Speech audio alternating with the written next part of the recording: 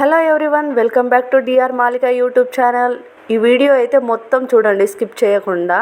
మేమేం చేస్తున్నామో మీకు అప్పుడు అర్థమవుతుంది. మా బాబుకి స్కూల్లో రెడ్ డే సెలబ్రేషన్స్ అయితే చేస్తున్నారంట. అయితే వాళ్ళ మ్యామ్ వాళ్ళు చెప్పారు, ఏదో ఒక రెడ్ ఫ్రూట్స్, లేకపోతే రెడ్ కలర్ లో ఉండే టాయ్స్, లేకపోతే బెలూన్స్, ఇవన్నిట్లో ఏదో ఒకటి తే అని చెప్తే ఇక మా వారైతే నైట్ అంతా కూర్చొని కుస్తీ పడుతున్నారు. నుంచి షాప్ లో ఉండి నైట్ ఇదంతా చేయాలంటే ఎంత రిస్క్ అవుతుందో కదా.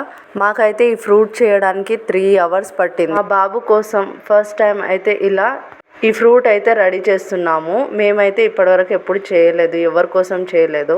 మనము ఎక్కడన్నా చూసినా చేసినా తొందరగా అయితే అయిపోతుంది. 3 hours పట్టకుండా ఫాస్ట్గా అయిపోతుంది.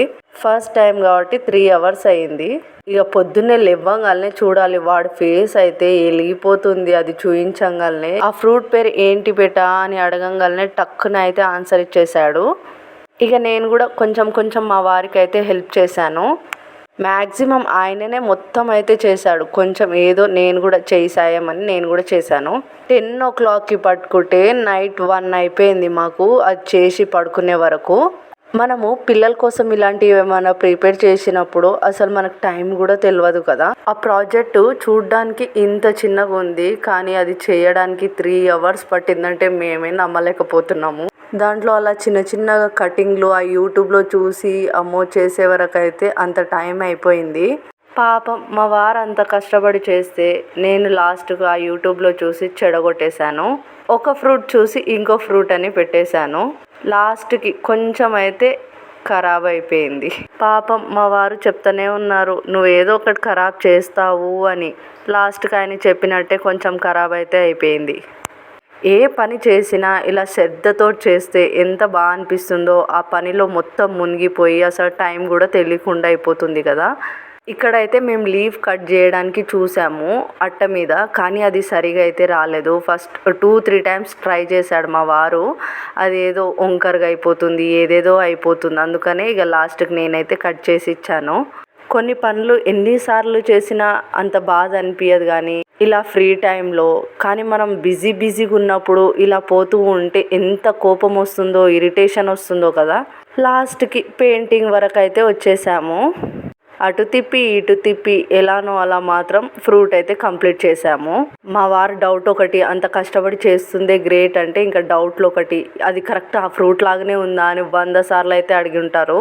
ఏదో మన పిల్లల సాటిస్ఫాక్షన్ కోసం ఇలాంటి చిన్నవి చేస్తే వాళ్ళు చాలా సాటిస్ఫాక్షన్ అయ్యి స్కూల్కి అయితే తొందరగా వెళ్ళిపోతారు. ఎటుపోయి మళ్ళీ నా చేతిలో అయితే వచ్చేసింది. మా వారు అప్పటికి భయపడుతూనే ఉన్నారు, ఖరాబ్ చేస్తావు అని అనుకుంటూనే ఉన్నారు. ఇక్కడైతే ఖరాబ్ చేయకుండా సక్సెస్ఫుల్గా మొత్తం డ్రా అయితే చేసేసాను. 1కి 10 సార్లు అయితే యూట్యూబ్లో చూసి చేశారు మా వారు. ఇదే కరెక్టా, బాగుందా, ఏది బాగుంది అని 100 సార్లు అయితే అడుగుంటారు. పైన లాస్ట్ కనిపిస్తుంది కదా, అదే నేను డ్యామేజ్ చేసింది. కలర్ వేసి అయితే కవర్ చేశారు మా వారు. లాస్ట్కి మా వారు ఏమనొద్దని ఫ్రూట్కి దిష్టి చుక్క అని చెప్పేశాను.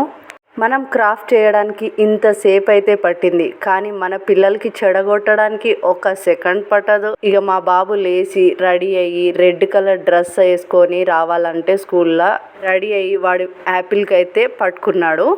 అవునండి, ఈ ఫ్రూట్ యాపిలే. సేమ్ ఫ్రూట్ అయితే యాపిల్ లాగానే కనిపిస్తుందా, అది యాపిల్లో కాదో మీరే కామెంట్ చేసి అయితే చెప్పాలి.